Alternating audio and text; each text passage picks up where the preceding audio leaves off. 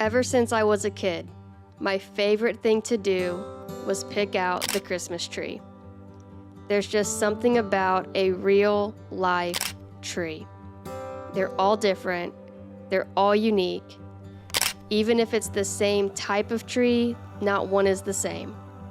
And to go and pick out one to take home was what I look forward to the most.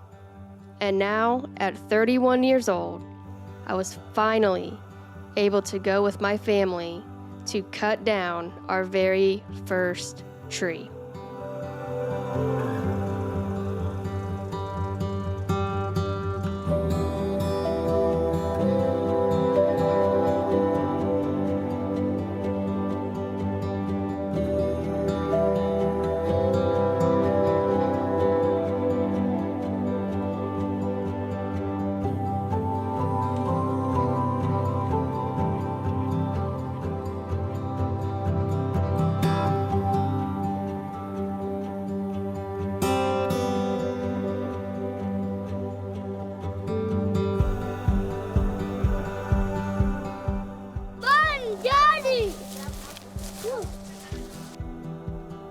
And this is it.